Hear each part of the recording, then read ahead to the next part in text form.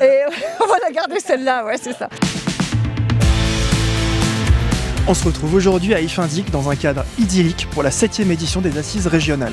Aujourd'hui, on va parler innovation et on va vous faire un petit récap tout de suite. Allez, c'est parti pour la première partie des échanges de la journée. Suivez-moi, je vous montre.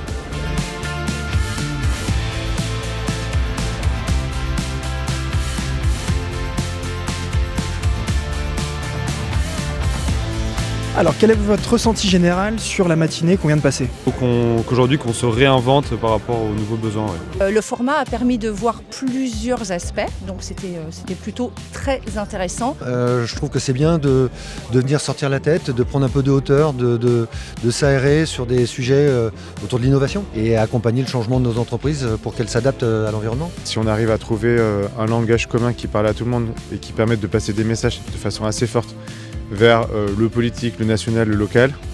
Je pense que c'est vraiment ce dont on a besoin de faire. Et on a eu plusieurs intervenants ce matin qui étaient de différents secteurs et qui ont apporté différentes informations, différents contenus et c'était très riche. C'est le gros point positif que je prends, ça donne de l'énergie, ça donne l'envie d'y aller. Et moi qui est jeune dirigeante, ça me donne envie d'accompagner mes équipes qui sont pas de la même génération que moi à aller vers des choses nouvelles, casser un peu les codes, casser un peu les barrières et ça donne envie. C'est parti pour la deuxième et dernière partie de la journée. Maintenant, c'est les solutions innovantes. On va voir les pitchs tout de suite.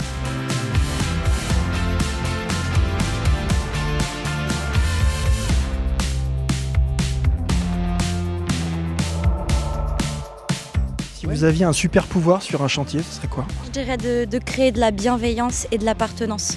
Je dirais auprès de mes équipes. Le super pouvoir, c'est aussi alléger la charge de travail des compagnons sur le terrain parce que malgré tout, par rapport à d'autres métiers, il reste encore quand même des sujets de difficulté physiques sur certains métiers.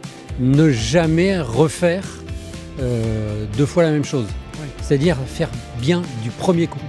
Et le mot que vous entendez encore trop souvent sur les chantiers ? Vulgairement, ça va être c'est le bordel. On n'est pas forcément aligné entre le maître d'œuvre, le maître d'ouvrage et l'artisan. C'est surtout, ce sera ça, Gagali, que je voudrais qu'on ait banni, en fait, que la construction d'une maison, ce soit une expérience ultra positive pour le client, pour le maître d'œuvre et puis pour l'artisan.